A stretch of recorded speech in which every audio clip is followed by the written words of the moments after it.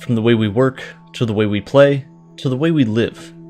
It seems that there's a corner of the internet for everyone. Despite what interests you have, despite what your beliefs are, there's someone, or something out there that thinks the same way that you do. The internet has connected us in ways that were never before imagined. It's a place where everyone from anywhere on Earth can come together. There's so much stuff on the internet, most of which you don't even know exists. If you want something, anything, whether it be a service or a product, legal or illegal, moral or unethical, the internet has it. You can choose to use this for good or bad. Much like the surface web that we all use every single day, the dark web is full of websites and forums and services that we can use. But it's hidden under a layer of protection. Under the surface lies a nest of dark and hidden activities that are blocked off from the rest of the world.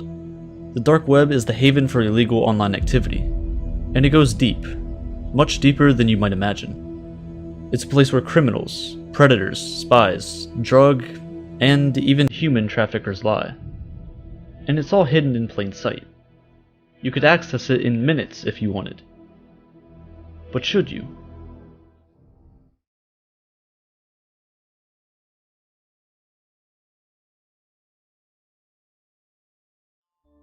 You can break down the internet into 3 separate categories. First off, we have the surface web. This is everything that you use on a daily basis. YouTube, Twitter, any social media at all. It's all a part of what we call the World Wide Web. It's relatively easy to find anything on the surface web, as almost everything is indexed by search engines like Google. Every second, over 1,000 photos are posted on Instagram, 8,000 tweets are posted on Twitter, 70,000 Google searches take place, and nearly 100,000 YouTube videos are watched. From this, the surface web seems massive, and in a way it is. In terms of pure traffic, almost everything you do can be found here. You can look up anyone and find some kind of information about them and their life. But what you can't find are things like their bank account or medical records. These things are hidden under password-protected websites, where only they can access them. This is where we venture into the deep web. The deep web refers to the content on the internet that is not indexed by search engines. Basically, if you can't find it on Google, it's technically on the deep web. If you've ever logged into your email, you've browsed the deep web technically. And I know it might be a little disappointing that the deep web is not as cool as it sounds. It's pretty much just as mundane as the surface web, but with just a bit more secrecy. But realize that the deep web is the most massive part of the internet. The deep web contains 96% of everything there is on the internet. So even if you got online every single day and searched through new websites for the next 50 years, you wouldn't even put a dent into the pure amount of information there is on the internet. There's just too much to go through, most of which you couldn't even get access to. But even further and deeper than the deep web, in the tiniest sliver of the internet, lies the part of the web where things don't leave. Websites that are encrypted to hide their existence, sites without IP addresses to make them nearly unrecognizable, accessed by users with encrypted software to completely mask their identities. Here, anything and everything goes. We've reached the dark web. But how does this even work? How can you hide from the rest of the world on something that pretty much everyone has access to? If you're browsing the surface web, chances are the FBI man is watching you. Alright, not really, but for the average person, everything you do online can, and in many ways, will be tracked. Many websites will track what you're searching and looking at, and in turn advertise products or services to you that fit that description. This isn't anything new. Facebook, Amazon, and most social media sites are guilty of this. They sell your data to advertisers around the world, and you agreed to it in those terms and conditions that you didn't read. This isn't a coincidence, and this doesn't happen by accident. The internet wasn't made to be anonymous. Some people see this as an invasion of privacy. Others don't see a problem with it at all. But how far can we let this go before it turns bad? Funny enough, the United States government thought this too, over 20 years ago. They wanted a system that could protect their communications while online. Since the internet wasn't designed for everyone and everything to remain anonymous, in a way, anyone could intercept government transmissions while they were being relayed, and this was unacceptable. So in the mid-1990s, researchers at the US Naval Research Laboratory began working on something called onion routing. Onion routing protects any data sent by essentially wrapping it with multiple layers of encryption, where the innermost layer contains the original message. Look at it like this. Let's say you need to get a message from here to here. But in order to get that message to the end, you have to go through 3 midpoints. We'll call them A, B, and C. The message is then wrapped in 3 layers of encryption. Each layer only knows where the message previously came from and where to send it next. Nothing else.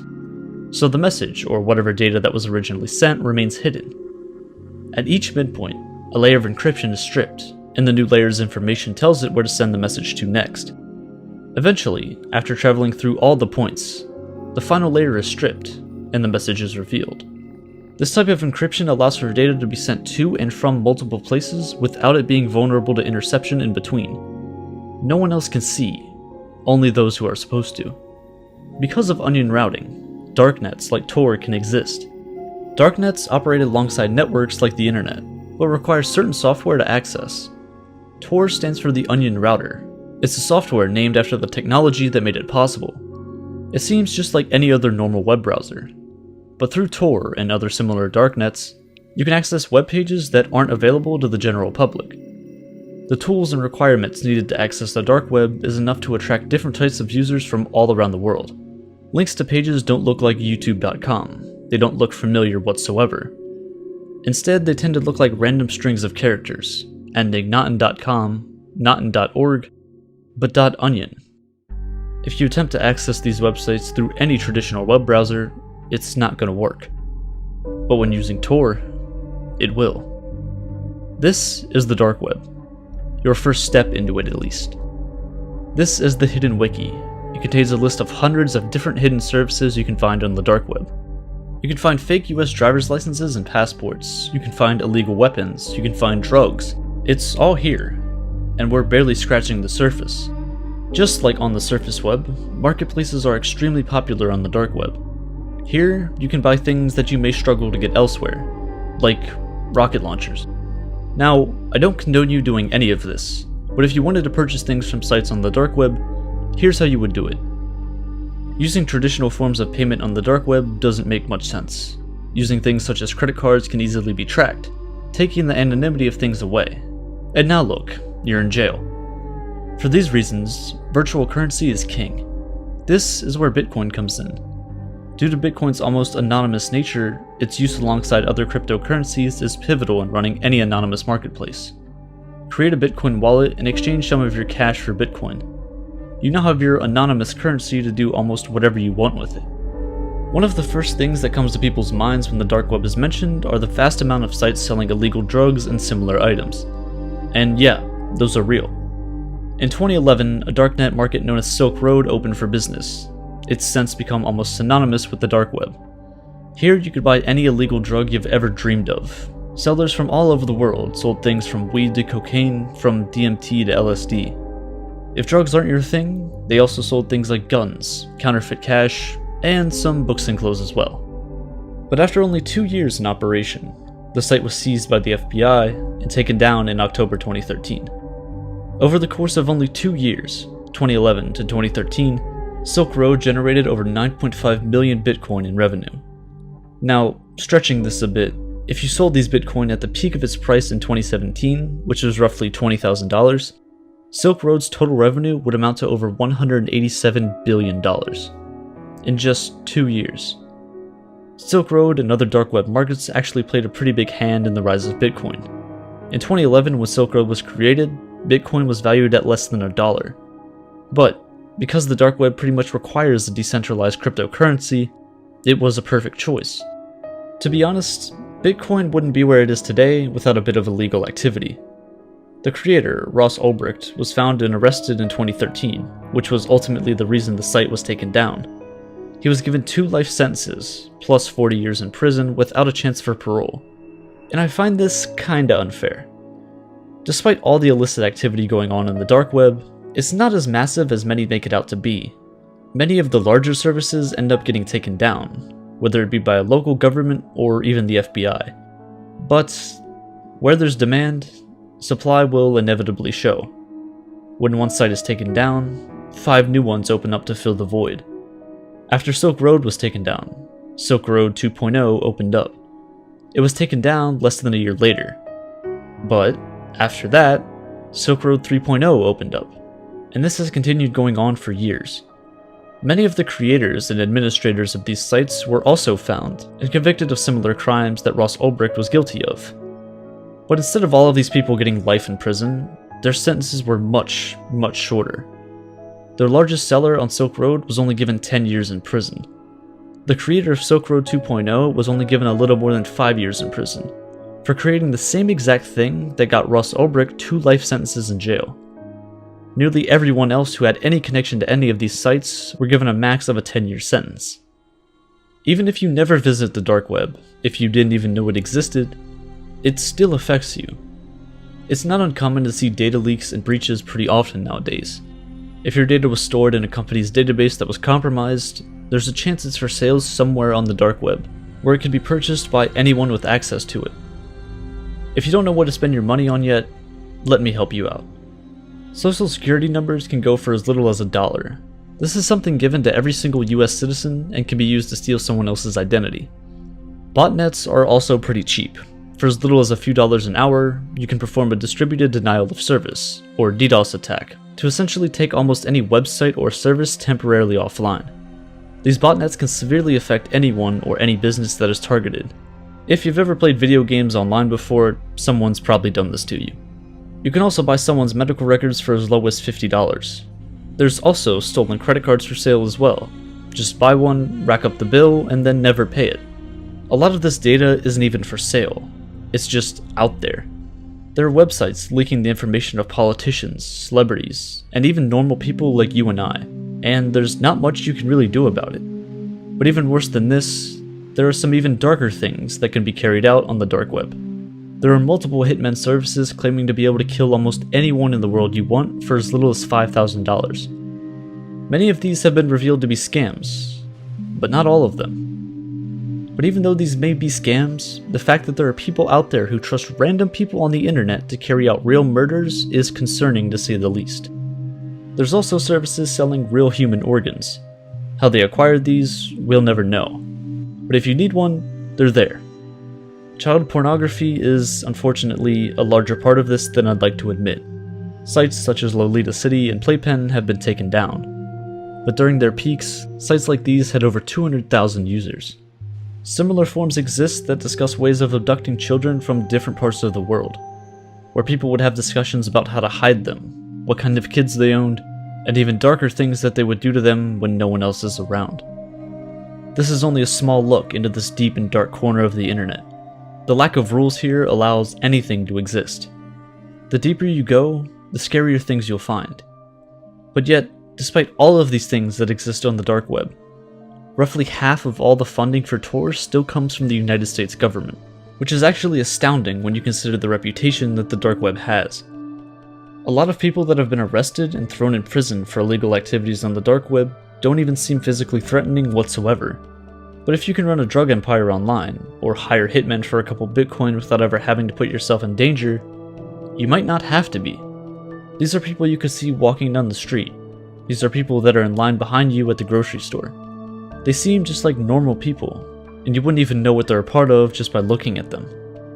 The dark web is portrayed as the vast criminal underground where millions of the worst people in society lurk. And while this is partly true, it's not entirely that. It's been claimed that there is only around 2,000 to 10,000 of these hidden services on the dark web, with only a little over half of them being deemed illicit content. But then again, these numbers cannot be taken as fact because, well, hidden services are by design meant to be hidden. Out of these few thousand websites, only less than 6% of people who use Tor actually use these hidden services. That's less than 120,000 people. Out of the billions of people who use the internet, 100,000 use the dark web. Out of the billions of websites that exist, a few thousand of them are deemed illicit. This is just a drop of water in the ocean. There's no surprise that not everyone in the world is as genuine as they may seem. But that's the gamble you take. That's the price you pay for this. While those darkest parts of the web exist, other parts exist to help the rest of the world. Plenty of countries around the world censor internet content that is deemed to be obscene by a higher power, typically governments. The dark web provides a haven where none of this censorship exists, providing the truth in many situations that people otherwise would have never seen. It gives people a place to truly speak about and report on things that are important, without fear of censorship or even physical threats. Many of the largest news networks operate dark web services to allow people to come forward with information without the fear of being caught or publicly ridiculed. But, to be honest, everyone puts their entire lives on the internet at this point. 10 or 15 years ago, this would have been absurd and, quite frankly, stupid. But now, it seems pretty normal. In a way, we're slowly giving up internet privacy, but the dark web kind of protects that. It gives people a way to take their privacy and anonymity back. Whether they use this in a positive or negative way is up to them. The drugs that are sold on the dark web, while mostly illegal, can have some positive uses. If you're in a place where they aren't sold, you could purchase them there. While the FBI, governments, and much of the public believe Silk Road had vastly negative effects on the world, Ross Ulbricht thought otherwise. He believed he was doing the world a service. Rather than the violence that can result from the trading and dealing of illegal drugs, Silk Road provided a safer, more genuine experience, which brought opportunity to the masses, and protected people as opposed to putting them at risk.